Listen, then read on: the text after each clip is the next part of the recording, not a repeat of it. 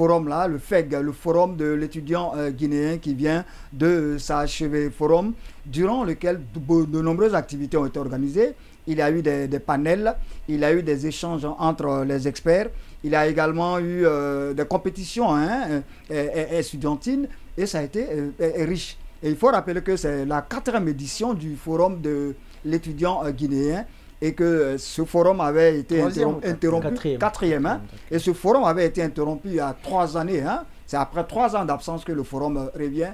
Alors donc, on aimerait bien savoir ce que ce forum apporte aujourd'hui à l'étudiant guinéen, surtout que la thématique autour de laquelle ce forum a été construit cette année est études supérieures et pratiques professionnelles, le défi des compétences et de l'employabilité. Ce thème, ça vous dit quelque chose, monsieur Maoumi? Oui, mais nous avons eu la chance de recevoir le chef de cabinet du ministère de l'Enseignement supérieur et de la Recherche scientifique et de l'innovation dans l'émission BLG, cette émission matinale. C'était pas trop long, c'était en 5 minutes, mais nous avons quand même appris beaucoup de l'objectif qui était visé au cours de ce forum-là. Je pense qu'au-delà de l'apprentissage dont on fait état ici au niveau du ministère de l'Enseignement supérieur, je pense que le ministère de l'Enseignement supérieur s'est penché sur la question de savoir, en même temps qu'on est en train de procurer du savoir aux apprenants, il faut aussi les ouvrir des brèches d'emploi.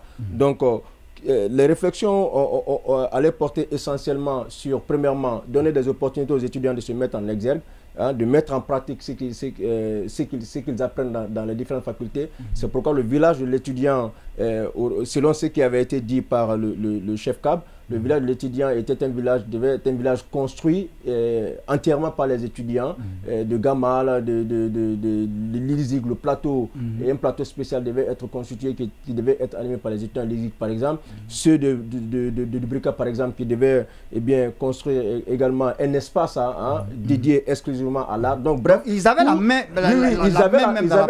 main dans la pâte. Oui. L'autre chose était que ce forum était aussi l'occasion pour les étudiants d'entrer en contact avec les futurs employeurs. Donc, question de s'offrir des opportunités de stage et pourquoi pas d'emploi. Mais savoir ce dont les employeurs ont besoin réellement dans leurs entreprises. Effectivement. L'autre chose était qu'il était prévu quand même que les étudiants animent eux-mêmes, qu'il y ait des panels au cours desquels les étudiants allaient participer en tant que panélistes. Mais l'autre chose, il y avait également une réflexion qui devait porter sur le retour vers le campus. Donc, c'était entre autres les grands axes, quelques grands axes sur lesquels on devait se pencher. Mais il y a quand même quelque chose qui m'a paru très ridicule. Bon, ça, c'est un échange que j'ai eu avec quelqu'un, un des responsables d'université. Au fait, le CNRD, ils sont malins, ces gars, et puis ils ont pensé un peu à ce qui était arrivé à Alpha Condé. Quand, au palais, les étudiants avaient réclamé leurs droits, tablettes. Donc, en principe, il était prévu que le président Mamadi Doumbouya vienne.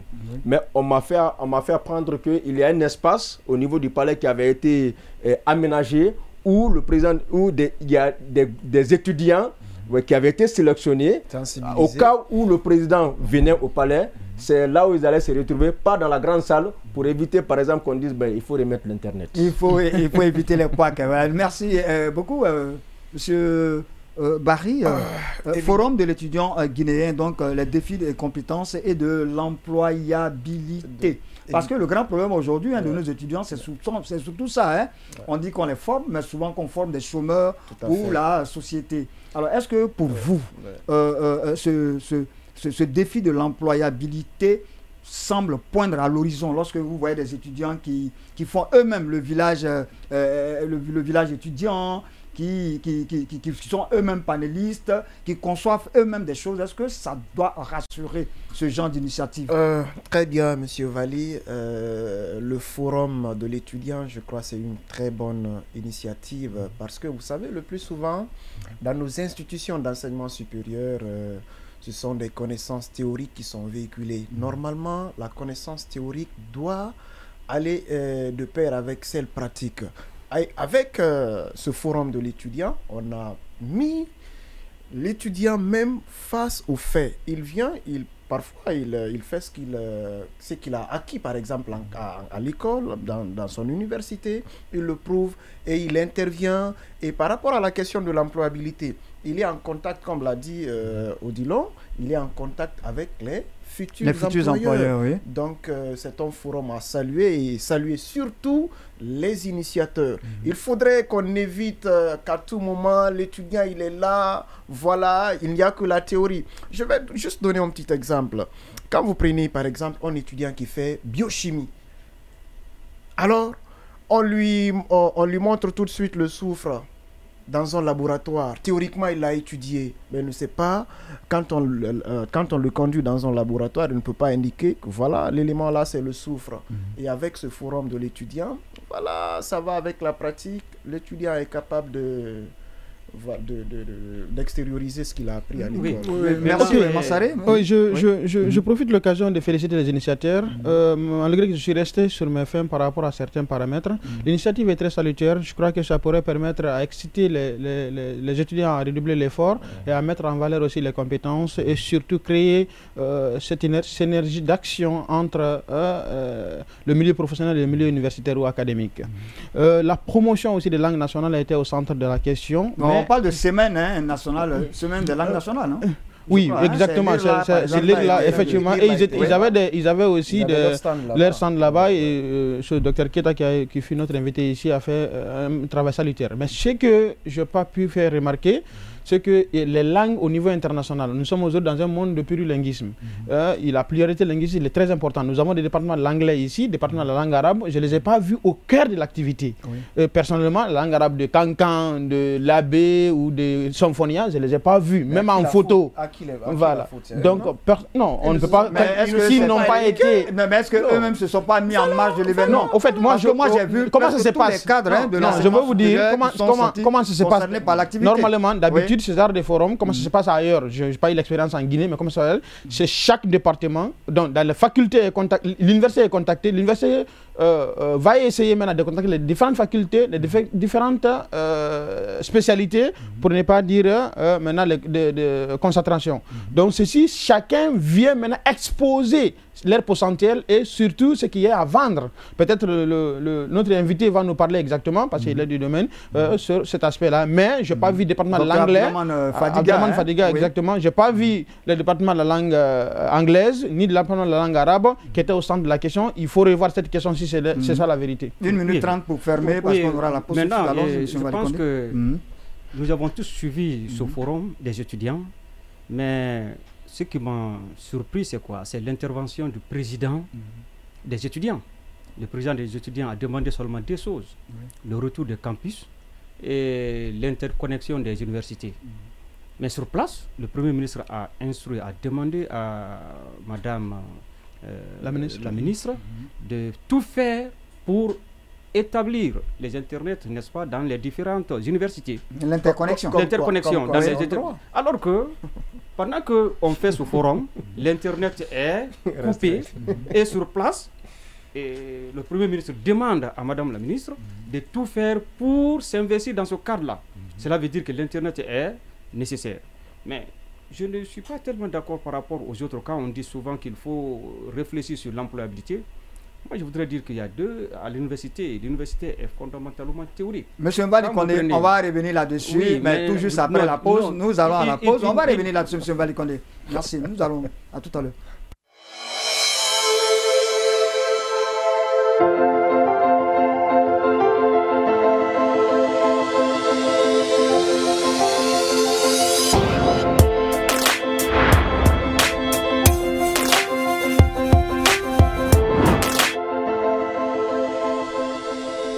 Mesdames et messieurs, merci de votre fidélité. Nous allons entamer donc la seconde partie de notre émission Tech, tout sur l'éducation guinéenne. Donc, nous allons recevoir notre invité du jour, c'est docteur Abdourahmane Fadiga. Il est directeur de la chaire de l'ICESCO.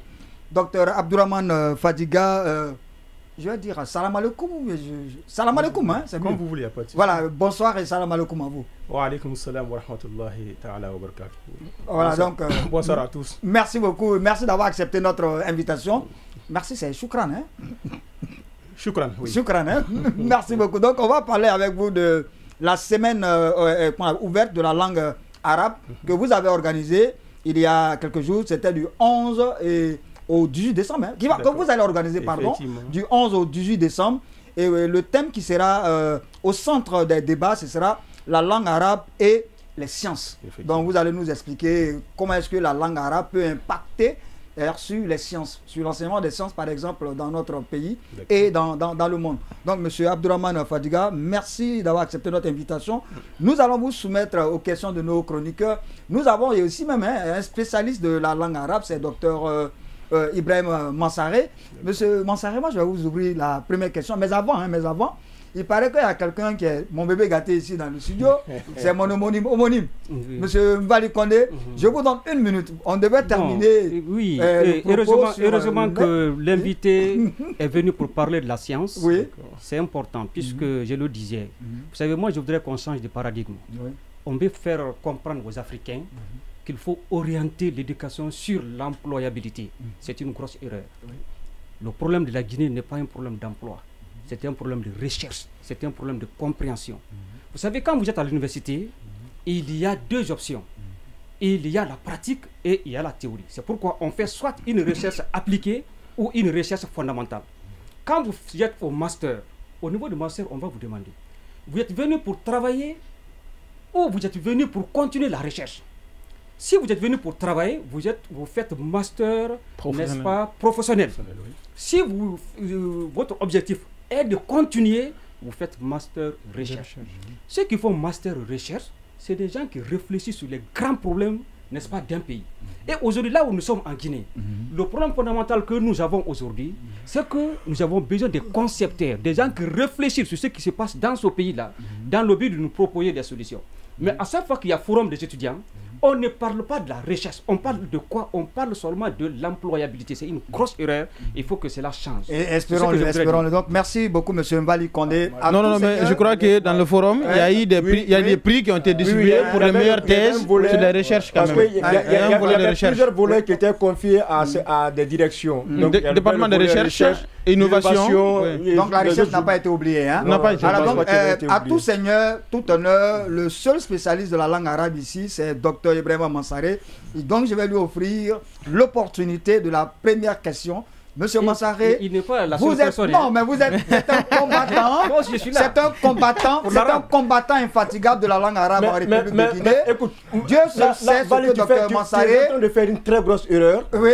Je vais, avant que le docteur ne prenne la parole, vous faire une anecdote. Oui. Je connais M. Vincent Koné, il est actuellement ministre conseiller à l'ambassade de Guinée à Pretoria. Il a été longtemps le représentant de la Guinée aux conférences de l'OCI. Et nous savons tous ce que c'est l'OCI. Et Vincent Koné, c'est un fervent chrétien. Donc j'aurais pu commencer aussi. Effectivement, c'est qu'il dit, M. Konaté. Merci beaucoup. Ton argumentaire est bien plaisant, mais il n'a pas convaincu le présentateur. Docteur Mansaré, vous avez la parole et c'est vous la première question. Merci beaucoup. En fait, ce que M. Omi dit, c'est vrai. On fait l'amalgame parfois. Quand on parle de mots islamiques, on voit que Mohamed et Fatima et Zainab.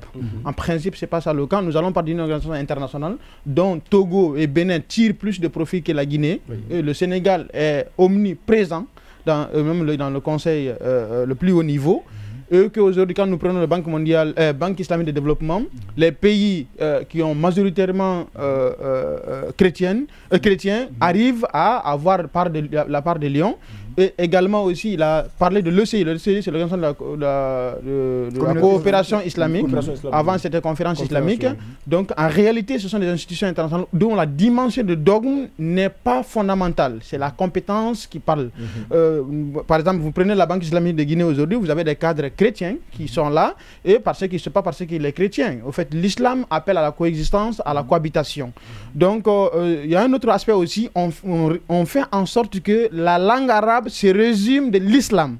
C'est une langue, exactement, on parle automatiquement. C'est une langue comme toute autre langue, pire que tout ça, qu'on peut dire qu'il est mieux classé par ISO de langue que le français. Merci beaucoup.